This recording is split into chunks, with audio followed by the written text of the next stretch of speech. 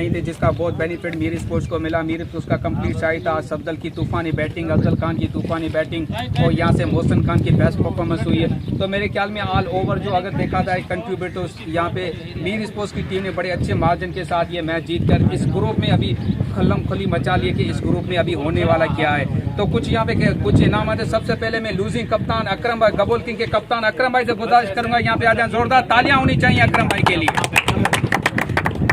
अकरम भाई, बड़ा मुश्किल होता है कि आपके प्लेयर नहीं है, फिर आप उसको मैनेज करें, लाइन और लाइन पे बॉलर रखें। आज देखा गया तो किसी भी बॉलर ने लाइन और लाइन के ऊपर बॉलिंग नहीं की, जिसकी वजह से 235 रन बन चुके।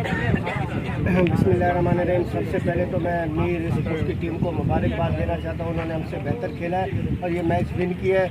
और रही बात एक क्रिकेट का, जब भी बॉलर आते हैं, जब आप कहीं पे भी जब बैट्समैन को चांस दोगे, जिस तरह अफजल खान को 11 रन में कैच ड्रॉप कर दिया था, उसके बाद अफजल खान ने बेहतरीन रन डाले थे, 70+ रन किए थे। तो मैं ये समझता हूँ कि जहाँ पे कैच ड्रॉप करोगे तो वहाँ पे यकीनी तौर पर आपको उसका जो है ना खमियाजा भुगतना होगा, और वही आज हमारे साथ हुआ। बाकी रही बैटिंग लाइन की, तो हमारी टीम में जो बैटिंग लाइन थी 235 रन से जब हमें लग चुके थे, तो तकरीबन 75% तो वहीं पर हमारी टीम ने वो मैच लूज कर लिया था। लेकिन फिर भी 25% था। जिस तरह हमजा ने बैटिंग का आगाज़ किया, हमजा के साथ नॉन स्ट्राइक पर जो बैट्समैन जिस तरह बैटिंग कर रहे थे, अगर कोई हमजा का साथ दे देता तो मैं समझता हूँ कि यहाँ पर एक अच्छा टारगेट, अच्छा मैच देखने को मिलता। लेकिन खैर, हार्ड लक का कोई मसला नहीं, अभी एक और मैच आना बाकी है। इंशाल्लाह अगले मैच में कमबैक करेंगे।